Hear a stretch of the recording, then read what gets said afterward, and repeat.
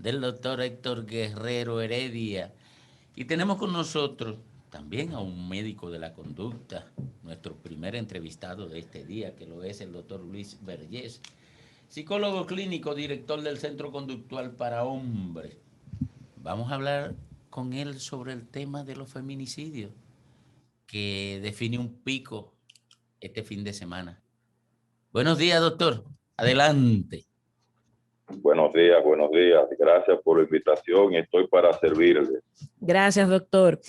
Ayúdenos a comprender un poquito. Cuando uno ve un caso como el de Santo Domingo Este, un señor, como lo llaman sus vecinos, cristiano, apacible, sociable, y de la nada que mata a su pareja después de 22 años, muchos decían, bueno, también fue despedido. ¿Por qué una persona que aparentemente es tan dócil de un pronto comete este tipo de acciones que se han ido incrementando incluso a raíz del COVID y de los encierros? Sí, sin duda alguna. Hemos tenido un primer trimestre del año bastante activo en términos de ese comportamiento criminal. Mira, existe lo que se llama la doble fachada y la contención. Muchas veces nosotros vemos una persona muy dócil, apacible, como tú dices, pero resulta que el ser humano tiene dos mundos, el mundo privado o el mundo interno, como también le llamamos en psicología, y el mundo externo, que es ese mundo de relaciones, de expansión, donde la persona muestra lo que quiere y necesita que los demás vean de su rostro. Pero cuidado, eso no significa que no existan una serie de conflictos no resueltos, un proceso de crisis de apego. Mira, una de las cosas que se sospecha, porque eso también hay que evaluarlo para uno poder hablar con precisión. La mayor parte de los feminicidios se cometen en la situación en que la mujer decide terminar una relación. Aproximadamente el 70%, al menos aquí en República Dominicana, de los casos de feminicidio ocurren en ese momento. Entonces, esa aparente docilidad muchas veces ocultan conflictos de apego patológico en algunas personas. Fíjate que los feminicidas o las personas que cometen feminicidas desarrollan una fusión increíble con sus víctimas. Cuando toman la decisión de salir de la relación, las llaman, tratan de convencerlas de que vuelvan, y a medida de que se va dando la escalada en el sentido de que la potencial víctima no acepta volver a la relación, va aumentando el nivel de desesperación. Es como si definieran el sentido y significado de su existencia. Luis, se está cortando un poquito, por favor. Vamos a ver si recuperamos la llamada con Luis Vergés, psicólogo clínico, director del Centro de Intervención Conductual de Hombres, con quien hablamos respecto a la violencia contra la mujer. ¿Está en línea? Sí, está en línea. Parece que ya lo recuperamos. Adelante, doctor. Sí, bueno, no sé dónde me perdí, pero decía que eso de la doble fachada, o sea, ese mundo privado y ese mundo externo, y esa fusión que tienen la mayoría de estos hombres con las mujeres a las cuales asesinan. Es una dinámica donde muchas veces la mujer plantea una separación y a partir de ahí entonces eleva ese nivel de escalada y los niveles de riesgo y peligrosidad, sobre todo cuando se combinan factores como lo que yo acabo de mencionar. Sobre la parte de la pandemia, el estrés psicosocial que ha generado, bueno, sin duda alguna eso no se puede menospreciar, aunque sabemos que no es la única causa. Sabemos, por ejemplo, que durante la crudeza de la pandemia, que fue el año pasado, los feminicidios sorprendentemente bajaron.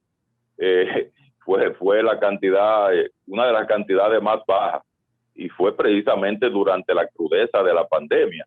Lo que quiere decir que parecería que se activaron otros mecanismos de empatía, de solidaridad, de armonía y de no participación de la mujer en aquellos escenarios donde desde el detonante que influye en este tipo de escalada que se da, que termina en feminicidio, pues esas condiciones no se dieron durante la parte cruda de la pandemia el pasado año.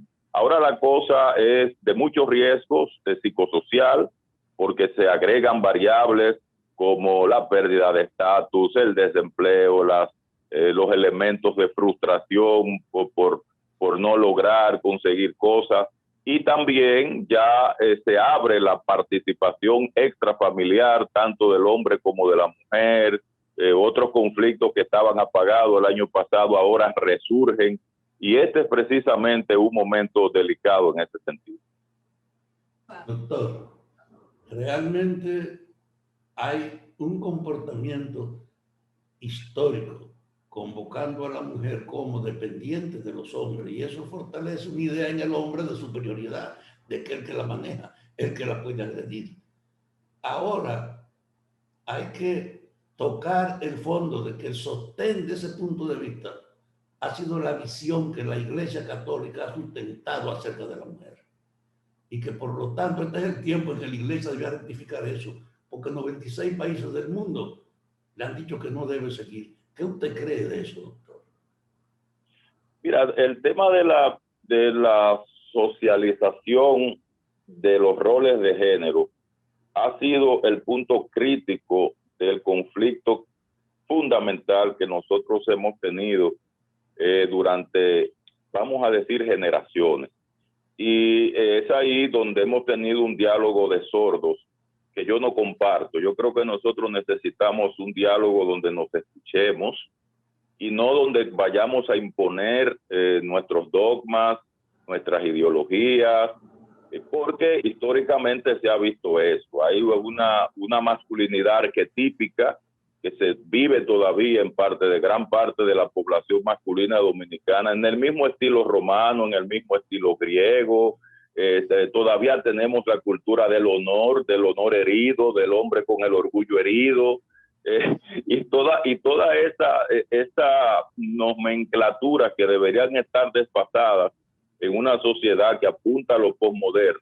Hemos avanzado en los otros indicadores hacia la posmodernidad, tecnología, participación social de la mujer en los procesos educativos, inserción en el mercado laboral, pero lamentablemente esa masculinidad arquetípica todavía está intacta. Entonces, en tiempos que no son de guerra, donde ya no se pelea cuerpo a cuerpo, nosotros necesitamos socializar y formar un hombre diferente, indiscutiblemente. Lamentablemente, siempre que se quiere hacer eso, inmediatamente aparece alguien que traen de fuera y viene aquí con unas ideas rarísimas y comienzan a decir que eso no existe, que eso de esos arquetipos y que son parte de los roles patriarcales, eso es un fantasma. No, eso es un constructo. Y los constructos se utilizan para explicar la realidad. Miren cómo, por ejemplo, a Malala le dieron 7 balazos, aquella niña que le dieron el Premio Nobel de la Paz no hace muchos años, solo porque iba a la escuela. O sea, esa cultura arquetípica patriarcal se expresa mucho más en unos países que en otros, y lamentablemente nosotros no somos la excepción. Y eso constituye lo que se llama el macrosistema ideológico que alimenta esa sensación de dominio, de poder y de control sobre la mujer. Y eso naturalmente se resuelve con educación, pero no una educación nada más formal y académica, sino una resocialización que cuestione estos roles y que dejemos ya de seguir presentando la equidad, la igualdad, como un asunto de querer feminizar al hombre y masculinizar a la mujer. No es de eso que se trata. De lo que se trata es de que se visibilicen más los roles del hombre, a diferencia de los roles de fuerza, de poder, de dominio y de control. Que se vea más la paternidad, la participación responsable, el dirimir los conflictos de la relación de pareja a través del diálogo, como lo hacen la mayoría de las mujeres, que se incorpore el afecto como parte del patrón de respuesta del repertorio masculino. Eso es lo que nosotros tenemos que fomentar en los medios de comunicación, en las escuelas, en las universidades, en las iglesias, en las familias, porque esas son las instituciones tanto socializadoras y educadoras de primer orden como de segundo orden. Y esto es un tema institucional. Si no lo asumimos de manera institucional, entonces lamentablemente vamos a seguir teniendo consecuencias tan tristes como esta, y el problema seguirá resolviéndose o intentando resolverlo desde la fuerza, desde los órganos policiales, desde la Procuraduría, que son órganos más de persecución. Entonces, la parte educativa preventiva tenemos que reorganizarla definitivamente. Luis, decirle a los oyentes del Rumbo de la Mañana que conversamos con Luis Vergés, director del Centro de Intervención Conductual de Hombres. Luis, tú has estado muy involucrado en los análisis, en el estudio de la problemática de los feminicidios y sobre todo del manejo de la violencia intrafamiliar en la República Dominicana. Hay quienes opinan que el Estado ha fracasado en la aplicación de políticas públicas que pongan fin a esas prácticas. Tenemos más de 2 décadas con leyes, con estructuras tendentes a evitarla, pero hemos visto un crecimiento de las acciones de violencia contra la mujer. ¿A qué atribuirlo? Mira, yo lo atribuyo a la idea de que lo que se cree, lo que ha fracasado es la idea de que es el Estado que tiene que resolver el problema. El Estado no es el único que tiene que resolver este problema. El Estado activa las políticas públicas y esas políticas públicas tienen que articularse con la población en sentido general, pero la población tiene que ser receptiva. Fíjate que el Estado plantea políticas de socialización de género desde la escuela, pero ¿cuál es la receptividad que tiene la población a estas políticas? El Estado te plantea los programas de reeducación para hombres, pero ¿cuál es la receptividad que tienen esos programas? El Estado te plantea, y de hecho hay procuradurías fiscales que funcionan en todas las provincias del país prácticamente, pero ¿cuál es la respuesta que da la población a esas políticas de denunciar y todo lo que implica el proceso de nosotros activar unos mecanismos que nos permitan identificar a tiempo a personas que puedan representar riesgo y peligrosidad? Te digo, por ejemplo, que el Centro de Hombres ha intervenido más de 40,000 hombres a partir del 2008. Y ninguno de los hombres que ha terminado programas ahí ha matado ninguna mujer. Entonces, ¿cuál será la estrategia para diseminar esto a nivel nacional? Entonces, todo esto implica primero recursos y desde el Estado te pueden decir, bueno, lo hemos estado haciendo, lo hemos estado intentando. Ahora, nosotros necesitamos que la población, en términos generales, también haga lo que decía Piaget, aquel gran cientista cognitivo, que él decía que hay 2 procesos. Primero tenemos que asimilar la idea de que algo hay que cambiar.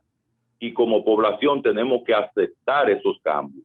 Y también tenemos que aceptar la segunda idea de que a algo tenemos que renunciar de las cosas que nosotros creemos y que queremos seguir imponiendo como que son las cosas correctas, a pesar de que se siguen traduciendo en estos desenlaces fatales. Fíjate que seguimos con una cantidad de personas donde tú ves, las mujeres son las que llevan a los enfermos a las clínicas, son las que van, buscan las notas de los muchachos, son las que participan en las reuniones escolares, son las que tienen que pedir permisos en los trabajos. Entonces hay una serie de mensajes o mandatos sociales y culturales que seguimos obedeciendo ciegamente. Y cuando se invoca a la población para que hagamos un proceso para ir transformando eso, la receptividad ha sido muy pobre. Hay que entender que nosotros tenemos una cultura con una deuda social acumulada muy grande en materia de solución de conflictos. Tenemos todavía la cultura del insulto y ustedes lo ven en los mismos medios de comunicación, lo ven en nuestras figuras públicas, lo ven en todos los escenarios. Tenemos todavía la idea de que el que habla más alto es el que impone el criterio. Entonces, esas 2 habilidades fundamentales, disponernos a escuchar al otro y aprender del otro, lamentablemente no la tenemos. Y eso, si bien es cierto que es el Estado que debe impulsarlo, también es cierto que tenemos que motivar a la población para que acepte ese tipo de iniciativas. Gracias, doctor. Muy amable de su parte. Muchísimas gracias.